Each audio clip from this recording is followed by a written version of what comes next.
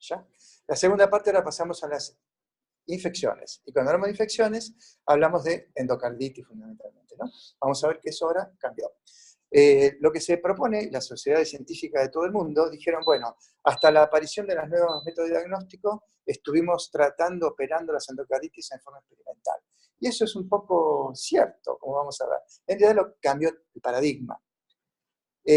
Cuando hablamos de infecciones cardíacas, hasta hace poco hablábamos de dos cosas, de infecciones de las prótesis colocadas y de los dispositivos, marcapasos, desfiadores, envasador, hasta ahí.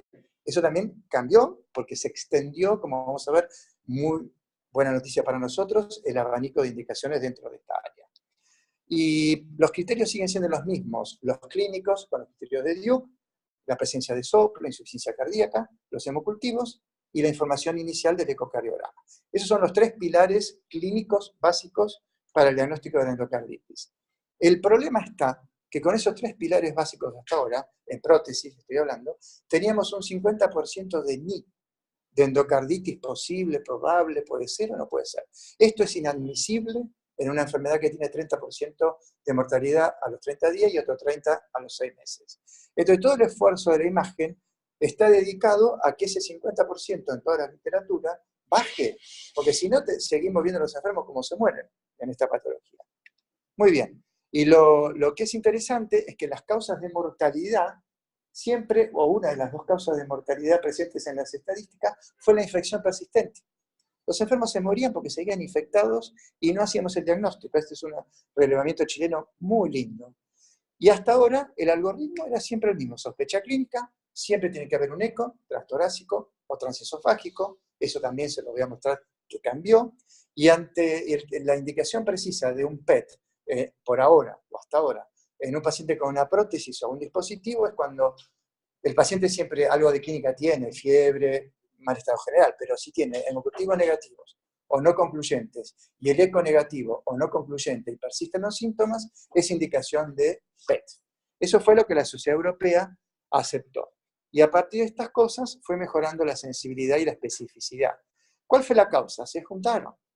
Aparte, ¿por qué se incorporaron en las guías de Europa? Se juntaron. Cardiólogos y médicos clínicos firmaron y después de la firma publicaron la incursión del PET en el algoritmo y a partir de ahí hubo una lluvia en todo el mundo de PET y ahora empezamos a encontrar cosas que no imaginábamos. Bueno, como siempre, ahí está el transesofágico. El diagnóstico de eco para decir que es negativo o no, siempre tiene que ser transesofágico. Yo soy, siempre y cuando el paciente se pueda trasladar. Si no tengo eco transesofágico, lo tengo que derivar. No me tengo que quedar con un paciente de alto riesgo en mi lugar de trabajo porque tengo transesofágico y actuar. Ahora vamos a ver bien. Hasta el 2015 era el eco transesofágico el nudo. Si es dudoso, negativo, sigue con fiebre, con síntomas, hemocultivo dudoso, negativo o algo que no corre, PET. Eso era muy bien hasta a partir del 2015. Ahí está. Bueno, fíjense que no estaba incorporado en el 2015 el PET para la endocarditis de válvula nativa, solamente protésica. Lo que dije, a partir de 2015, lluvia de evidencia, de bibliografía, todos empezamos a trabajar en endocarditis y todos tenemos ahora un poco más de experiencia. Conclusión, hemos mejorado la sensibilidad diagnóstica agregando el PET a la clínica, a los criterios de Duke y a la información de los hemocultivos y o del eco dudoso que tenían previamente. Bueno, lo que mencioné hoy, hay unos centros en Europa que hacen glóbulos blancos marcados, pero, las imágenes son buenas solamente con los equipos de cristal sólido, si no, de ahí para atrás, más allá de la marcación de la CZT. Cuando hablamos de endocarditis acá en Argentina, PET. Muy bien, las ventajas son más sensibilidad y especificidad, más valor predictivo negativo, cuando es negativo, negativo, mejor resolución temporoespacial, es precoz, nos ayuda la imagen híbrida de la tomografía para los datos anatómicos, y como dijo Marina hoy, cuerpo entero. Y ahora voy a mostrar por qué cuerpo entero al final. Bueno, ¿qué cambió desde la guía de 2015 en Europa con estos dos escenarios clásicos? Lo primero que cambió es que el eco es eco 3D transesofágico, porque vieron que con el eco transesofágico 2D se perdían pacientes. No tengo el eco 3D, bueno, cada grupo de trabajo de endocarditis decidirá. Pero para decir que es negativa tenemos que tener un eco 3D transesofágico. Y lo otro que incorpora el PET, aún cuando seguimos sosteniendo que es negativa, y esto es nuevo. Si le hicimos todo y fue negativo, incluso el primer PET, y el paciente sigue con fiebre, no duden en repetirlo. Eso hasta ahora no se hacía, porque no estaba escrito. Ahora está escrito y lo pueden hacer. E incorporó el PET, además de los pacientes negativos que siguen con síntomas, en el monitoreo de las embolias sistémicas, periféricas, que tampoco estaba. Se hacía, pero no estaba en las guías. Bueno, y lo más nuevo, incorporan el PET también en algunos casos de endocarditis nativa. Vamos cambiando, vamos mejorando todo. En endocarditis nativa es muy difícil, porque si se mueve mucho la vegetación, por cuestiones técnicas. Pero como les voy a mostrar, ya hay reportes y varios de endocarditis en válvula nativa, además de las protésicas. La primera revisión de Canadá acepta que los dos métodos, tanto el glóbulo blanco marcado como el de PET, y la última revisión en Europa confirma todo lo que hemos hablado hasta ahora. Diagnóstico, pronóstico y en algunos pacientes evaluación de tratamiento, no en todos. Bueno, pero siempre hay dudas. Y a partir de ahora vamos a ver dudas. ¿Tienen alguna duda con este tema ustedes? Bueno, yo puse 6. La primera, ¿cuándo en un paciente que tiene una prótesis y que se sospecha endocarditis y no tenemos hemocultivo y eco que nos ayude, le hacemos un PET? Me operé la semana pasada. Estoy internado y tengo fiebre. Y la fiebre puede ser por inflamación, del residuo operatorio. Sí, pero también puede tener una endocarditis precoz. Entonces el PET se hace en cualquier momento. Es cierto que si lo hacemos más precoz, vamos a ver ambiente inflamatorio. Pero ahora tenemos herramientas para hacerlo. Ahí lo tienen. A medida que pasa más tiempo de la implantación de la válvula, se sospecha endocarditis y el PET está correctamente indicado, cuando más nos alejemos de la operación, y si es positivo, más probabilidad sea que tenga infección. Pero se hace en cualquier momento. Esta era una de las limitaciones de hace 3, 4 años para atrás, que decían que a partir de los 3 meses. No. ¿Por qué? Porque la respuesta la tenemos en ciertos tips que hemos aprendido por la experiencia en cuanto a la intensidad y al tipo de captación de la glucosa. A mayor grado de captación, más probabilidad que sea una infección. Primer concepto básico. La curva ROC está muy bien dada, alrededor de los 4 o 5 de sub y de 3.3, 1 de sub R. Ahí tienen, en la bibliografía publicada hasta ahora, todo lo que esté de 5.5 para arriba es infección. Y todo lo que esté en un sub R de 3.11 es infección. Bueno, pero ahora vamos a los tips. Esto no es absoluto, por supuesto, esto es para que nos ayude y es orientativo. ¿Cuándo pensamos que puede ser una inflamación y cuándo pensamos que puede ser una infección? Bueno, pensamos que puede ser una inflamación cuando la actividad es moderada, cuando la distribución del radiotrazador es homogénea y difusa, cuando no va más allá de la prótesis y la sutura, y cuando en la tomografía del estudio no tenemos absceso, daño anatómico, desprendimiento, ruptura, etc. O sea que esto es orientativo, no quiere decir que sea absoluto, pero si tenemos este patrón y la válvula muestra ese patrón, nos orientamos más hacia inflamación y no hacia infección. Y al revés, ¿cuándo nos orientamos más a la infección? Cuando la actividad metabólica es intensa, cuando ya la distribución no es homogénea, es heterogénea, focal, extensa, en parches, como van a ver acá, cuando va más allá de la prótesis, cuando compromete prótesis, sutura, periprótesis, etc. Y cuando en la tomografía del estudio vemos fístula, vegetación, absceso, colección, lo que fuere. La tomografía del estudio híbrido en esta patología es muy útil. Bueno, eso los puede orientar a ustedes para pensar. Ahí tienen una endocarditis, igual que la anterior. Bueno, y no tenemos, el paciente tiene una prótesis, tiene una endocarditis, no pensemos en la válvula. En este caso, el paciente, la endocarditis era estéril, y la vegetación era estéril, como ven en la flecha, y la endocarditis la tenía en todo el anillo. O sea, no miremos por el ojo de la cerradura solamente lo que cuelga de la válvula, sino que tenemos que mirar todo el aparato cardiovascular. Bueno, duda. ¿Y fuera del corazón qué pasa en una endocarditis? Bueno, es muy importante. Embolias sistémicas, entre 20 y 30% de prevalencia en toda la bibliografía. Las 3 más importantes, sacando el cerebro, que es con TAC, son pulmones, vaso y lo más temible, muchas veces lo que ya se mencionó, el hueso. Las embolias en hueso son más difíciles de tratar, a veces requieren tratamiento quirúrgico, el antibiótico no llega, etcétera, etcétera. O sea que hay un 30% de asociación de embolias sistémicas y la más difícil, como muestra la foto ahí, es en la columna, o en el dorso lumbar, que es la más importante. Sí, 23 y del 23%, la mitad de las embolias sistémicas fueron clínicamente relevantes, y en muchos casos causa de fracaso antibiótico. Y el otro punto es el cerebro, que bueno, nos sirve más la tomografía que el PET, pero acá hay un cambio que se hizo en los últimos 2 años, es que muchas veces las embolias asintomáticas no las tocaban los cirujanos, operaban el corazón y no arriba, porque creían que las embolias cerebrales asintomáticas eran benignas. No, el estudio este de 1.500 pacientes demostró que no, que tienen exactamente la misma mortalidad a mediano plazo que las sintomáticas. O sea que cuidado cuando tienen embolia séptica por endocarditis cerebral, la sintomática se opera. La otra también es tan riesgosa como esa. Bueno, siempre hay que hacer la dieta y supresión, que mencionó Marina, Paula.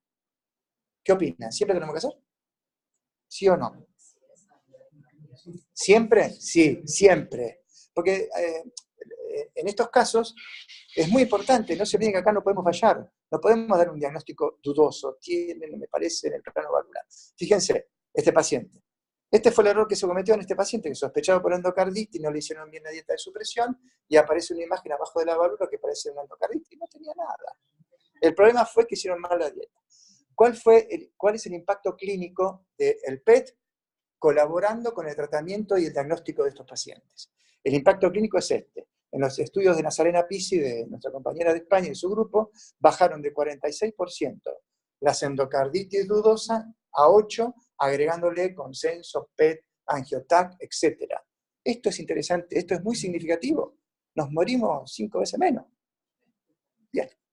Bueno, y este es un paciente nuestro para el otro criterio que les mencioné porque era mejor un PET. Este es un paciente operado acá en Buenos Aires, vive en La Plata, joven, 6 meses de síndrome febril en el posoperatorio de un implante de válvula y de un parche en la raíz de la aorta, las dos cosas.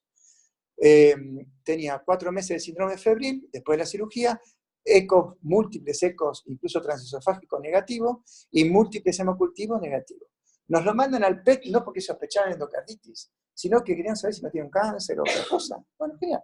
Hicimos el estudio y estaba la válvula recontrainfectada, sub de 9, mal. Y no había daño en la tomografía, pero toda la válvula estaba infectada. Con sub de 9, no duden, esto es infección, perfecto.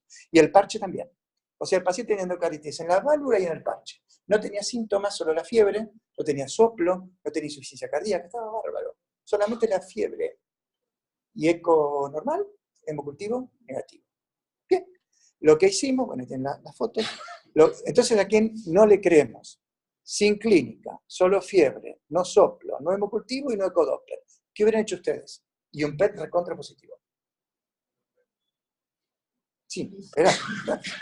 ¿Vos sos cirujano? No. Nosotros lo llevamos al cirujano, la consulta al equipo de cirugía, que es un excelente equipo de cirugía de aquí de Capital, y la respuesta que fue correcta. Nosotros no operamos foto. Claro, tenía razón. El problema es que 25 días después el paciente hace edema agudo de pulmón, desprendimiento de la prótesis, y ahí lo operaron de urgencia y por suerte salió bien. ¿Por qué daba todo negativo? Porque en la muestra de la válvula lo que tenía el paciente era un estreptococo de variante nutricional, una biotrofia defectiva que no crece en los métodos de cultivos comunes, salvo que se contamine o le agreguemos B6, que no lo hicieron, lo sospecharon.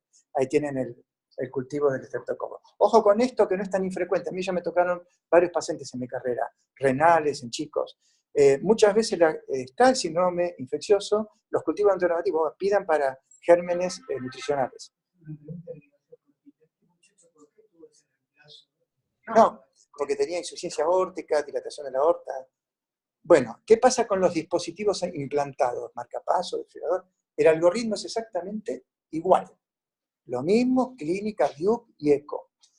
En catéteres tenemos muchas más limitaciones, somos menos efectivos, tanto con ECO como con PET. Pero la complementación de ambas técnicas mejora. Y lo importante es que se demostró que si a estos pacientes no le extraemos y reimplantamos el catéter infectado, la mortalidad es mucho más alta que si lo hacemos. O sea, algo hay que hacerle, porque a lo mismo que decíamos para prótesis, si no se tratan correctamente se mueren. Ahí tienen infección de bolsillo y catéter, las dos cosas. Y y no solamente dispositivos, sino asistencia mecánica en los pacientes que están para trasplante, que están mucho tiempo con sistemas y vías, también tienen endocarditis. El impacto clínico es exactamente igual que para las prótesis, tratar de disminuir las endocarditis posibles. Pero somos un poquito menos sensibles y menos específicos. Técnicamente es un poquito más complejo, especialmente el catéter. Pero igual, antes que nada, y lo mismo que para las prótesis, 29% de impacto de embolias sistémicas. Acá las embolias sistémicas la prevalencia es exactamente igual. Bueno, pero ¿qué pasa si, la quinta duda, si el eco sí nos hace diagnóstico de endocarditis, ¿debo indicar un PET-TC? Sí. ¿Qué harían ustedes? Supongamos, tiene hemocultivo positivo, tiene una prótesis de 3 centímetros que cuelga. No tengo duda del diagnóstico de endocarditis. No en todos los pacientes hay que pedir PET porque eso ya me alcanza. Salvo cuando sospecho que hay embolismo sistémico, cuando la endocarditis está en un parche, como mostré, o la enfermedad congénita del paciente operada es la causa de la endocarditis. Ahí el eco por ahí no ve todos los lugares y es muy interesante. Y en algunos pacientes para monitoreo de tratamiento, no en todos. Eso lo tengo. El monitoreo de tratamiento, ojo, porque a veces no los pueden operar por Claro. la movilidad del paciente y lo siguen con el PET. Exacto, ahí va, acá está. En el caso de que lo sigan con PET, la respuesta al tratamiento hay que tener cuidado en algo. Si el tratamiento fue bien instituido y el paciente se va negativizando, en el camino vamos a tener también captación, pero puede ser inflamación residual. Hay que estar muy atentos con eso y comparar los estudios con mucha sutileza. En este caso, por ejemplo, el tratamiento pre y post que fue excelente y positivo. Bueno, ¿y qué tenemos en otros escenarios? Yo le dije prótesis y marcapaso. Y el resto, tenemos otras cosas metidas dentro del corazón en la vida. Muy bien. Ya empezaron a aparecer los primeros casos de válvulas aórticas puestas por transcatéter. Esto es nuevo, por supuesto, lleva poco tiempo de desarrollo, pero se ve exacto. Acá es más fácil, ¿eh? Acá se ve mucho mejor que en las prótesis convencionales, porque no tienen esa estructura compleja de plástico. En válvulas mitrales puestas por protésicas transcatéter, en parches de la aurícula, suturas con parche y embolias cerebrales, en Amplatzer, como el caso que gentilmente me dio la doctora Sonia, un caso muy lindo, muy interesante. Perdón, ese paciente, no sé si te di, tenía una imagen dudosa en la tibia que resultó ser una embolia cerebral. Perfecto. Así que lo estamos viendo en otros escenarios, no solamente lo convencional. Y esto es un paciente que hice hace poquitos días. Esto es muy interesante para ver cómo nos sirvió el PET. Paciente joven, operado de coartación de aorta, que ingresa a 37 años, que ingresa al hospital por fallo de bomba y fibrilación auricular rápida y descompensación hemodinámica. Eco, múltiples perforaciones en la válvula mitral, tenía un poquito de fiebre, no tanto, era una semana o 2 de desarrollo de fiebre, pero mucho fallo de bomba, que es un criterio mayor. Muy bien, le hacen el eco en la válvula mitral nativa, no tenía prótesis en el corazón, tenía 3-4 agujeros, ya eso es síntoma de endocarditis, pero no tenía vegetación. Las cuerdas rotas y en 2 cuerdas un engrosamiento con el eco pequeño pero dudoso. Muy bien, cultivo negativo, varios, ¿eh? Este paciente está en una institución de La Plata muy grande, bien manejado. Bueno, genial, le hago el PET, lo saludo, ¿cómo te va? Bien, ahí está la imagen. El paciente tenía una captación en lo que eran las cuerdas tendinosas y el músculo papilar que estaba roto. No tenía la infección en la válvula, ya había pasado, la tenía abajo. Se va y me dice, el 12 de febrero me opero. Genial. Yo llamo el 12 de febrero, la cirugía estaba programada, hemocultivo negativo.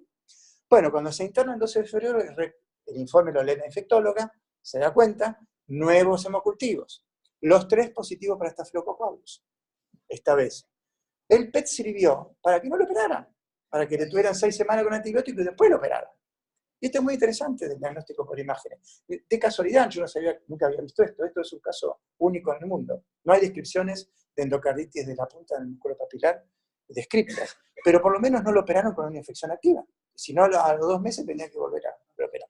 Bueno, y esto es lo que les dije. Ya empiezan a aparecer, ya estamos trabajando en más áreas, válvula nativa no protésica con endocarditis. O sea que se puede. O sea, en la válvula nativa se puede. No es indicación aceptada en las normas, pero ya hay muchos grupos de trabajo en Europa que están trabajando. Lo otro es, los cardiólogos no miremos por el ojo de la cerradura la válvula. Este es un paciente operado con una prótesis, síndrome febril, sospecha endocarditis, PET. Bueno, sí, estaba infectado, tenía una infección severa, pero no era una endocarditis. Tenía una osteomielitis y una mediastinitis.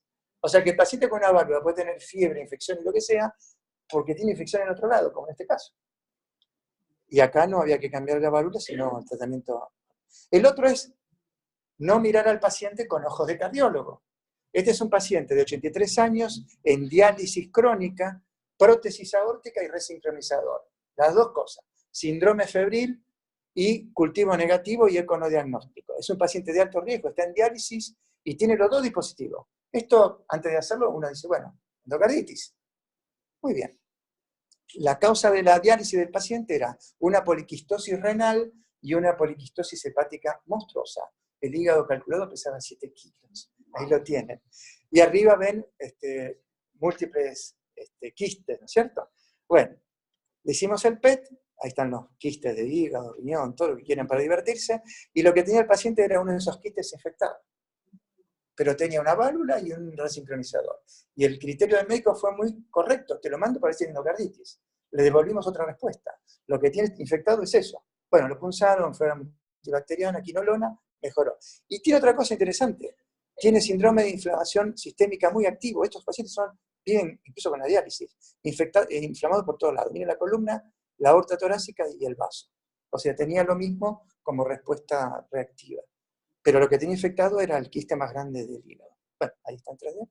Quinolona, sí, se corrige. Lo que decía Marina, PET, cuerpo entero. El examen físico lo hacemos de la cabeza. No lo hacemos acá o acá. No. El PET hay que hacerlo. ¿Por qué hay que hacerlo el PET de cuerpo entero? Para que no nos pase esto. Este caso me lo pasó la doctora Durbala de Estados Unidos. Paciente con doble reemplazo valvular por endocarditis. 2 veces le reemplazaron la válvula. 2 veces no le hicieron PET de cuerpo entero hasta la última. La causa era una osteomelitis en el dedo gordo. No le habían corregido la puerta de entrada. Por eso es importante los pacientes de pie en la cabeza. Muy bien. Bueno, las limitaciones del PET pueden ser, si las hay, pequeñas vegetaciones oscilantes, infecciones de evolución lenta, que ya hay algunos reportes, bueno, el cerebro, en algunos pacientes con cáncer, que podemos tener unos falsos positivos, y pacientes que, eso, el último tema es el que conversamos, que han sido recientemente operados porque tenemos, si bien lo tenemos que hacer, el ambiente inflamatorio.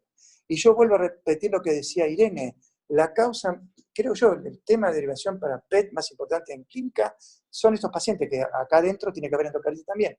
Nosotros tomamos la estadística de la fiebre de origen desconocido en nuestro hospital de alta complejidad, mortalidad 18 a 26%, sin diagnóstico. Pacientes ventilados, pacientes en diálisis, infectados con múltiple compromiso, la mortalidad es altísima. Piden PET.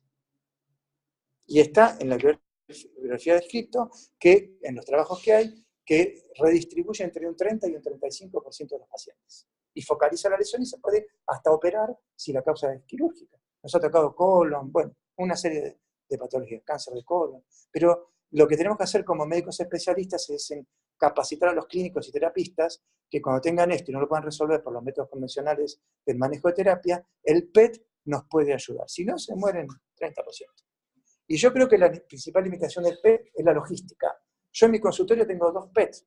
Salgo, abro la puerta de mi consultorio y tengo el PET. Eso no está bien. Está fuera de un sanatorio. Está bien para mí. Y yo creo que tenemos que tratar que los PET, o el paciente, mejor dicho, tenga acceso al PET, tanto por el trabajo en obras sociales, etc. ¿Por qué? Porque son pacientes que muchas veces no se pueden trasladar. Y en el lugar donde están internados no hay PET. Tenemos que facilitarle el acceso a todos los pacientes de nuestros centros, de otros centros, que lo podamos hacer. Porque si no está metido dentro de donde está el paciente crítico, muchas veces el paciente tiene indicación y no se hace. Eso es muy interesante desde el punto de vista de la política de salud. La dosimetría. 8 a 16, 18 milisieverts por estudio, depende. ¿Qué me importa? ¿Qué me importa que lo irradie un paciente con 8, 10 o 18 o 25 milisieverts acá? Si se va a morir 30% en los primeros 30 días y 60% olvídense cuando le dicen, pero acá no. Si está bien indicado, por supuesto, ¿no? Dosimetría acá no considerada. Claro, exactamente. Porque es un... Bueno, ¿cuál es el futuro? ¿Hacia dónde vamos? Bueno, estiramos un poquito más la correa. El estafilococo, como ustedes saben, es el germen de más alta agresión en endocarditis. Hoy en día ya hay 7 bacterias que causan endocarditis que se están marcando con diferentes retrasadores, distintos de la glucosa convencional. Les voy a mostrar un ejemplo, porque si no, no termino más. La FDG6-fosfato. Es decir, la misma que se produce dentro de la célula, esta vez inyectada desde afuera. Y acá se puede hacer, ¿eh? La diferencia entre la FDG común y la 6-fosfato, que entra toda, tiene también alto poder de captación por las células inflamatorias. Pero no queda nada fuera, es como un fotopico que está genial y no tiene nada, no tiene Compton, no tiene nada. Cuando hacemos el estudio de la captación es óptima. Y fíjense el resultado. El resultado es que tiene una captación macrofágica excelente y el resultado está en las imágenes. Este es un estudio de un catéter infectado con FDG y este es con FDG 6-fosfato. Así que los resultados son excelentes, ya hay 2 o 3 radiotrazadores distintos publicados, o sea que vamos hacia la especificidad por germen, que eso es un tema para nosotros también nuevo, y ese es el futuro. Y lo más interesante, que fueron en estos últimos años, donde aplicamos las técnicas de PET en endocarditis, los cirujanos nos felicitan. Este trabajo publicado en una revista de cirugía, dicen, bueno, fíjense lo que me pasa ahí con el tratamiento convencional y lo que me está pasando ahora con la cirugía precoz en base a la información de todo el grupo multidisciplinario de endocarditis. Obviamente que tenemos que trabajar en equipos, eso es obvio, pero los resultados objetivos, el indicador medible, es que la mortalidad de los pacientes bajó drásticamente, como demostré en la diapositiva del grupo de Barcelona. 48% de endocarditis posible a 8. Es mucho. Bueno, y muchas gracias en nombre mío y de todo mi grupo por la...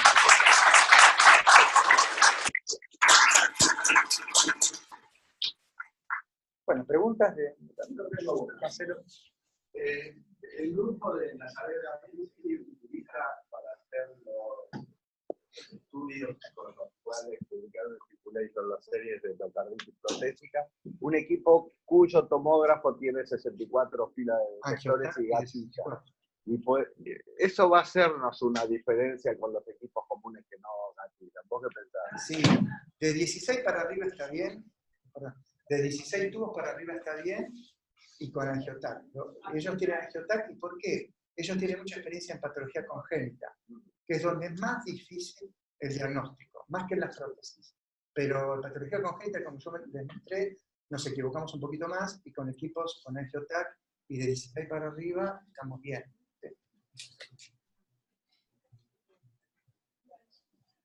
¿Más preguntas? Bueno, muchísimas gracias a todos.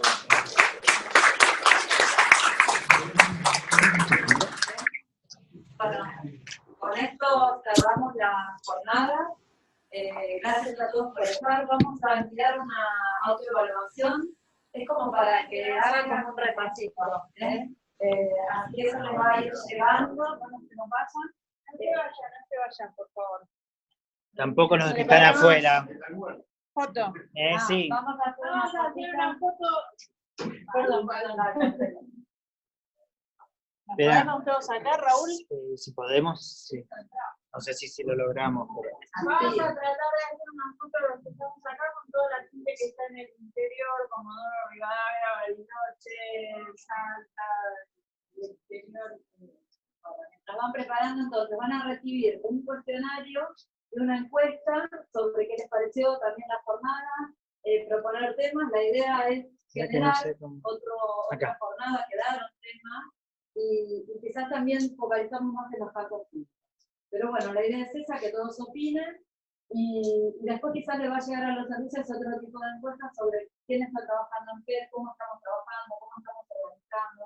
Porque la idea es que todos podamos tener acceso a estas tecnologías, la medicina de nosotros cambió mucho en los últimos 10 años, y la idea es que todos tengan acceso a esto que son los híbridos, tanto del lado de al texto. ¿Sí? Así que bueno, esto. Y ahora nos preparamos a nosotros. Gracias a todos por estar. Sí. A ver quién es. Nicolás Marelli. Pueden buscar. Bueno. Y lo llamamos para que nos enseñe acá. No te vayas, no te vayas. Así dejamos registrado. Sí, no sé si podemos hacer eso.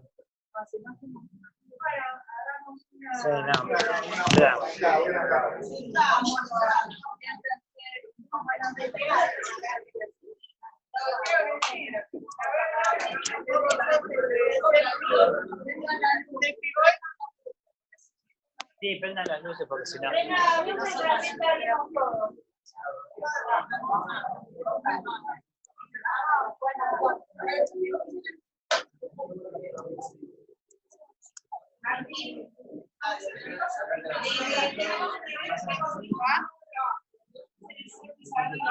Vamos. Bueno, ahora que hacemos conectamos. A ver, la luz de arriba molesta. No, el proyector.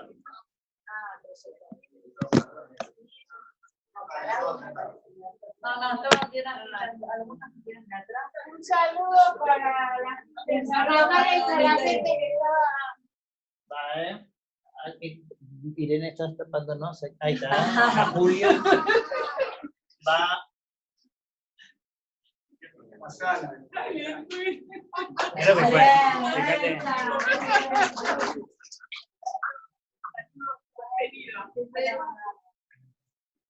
Bueno, gracias a todos. Gracias a todos. Pásamela si se las paso. Dale.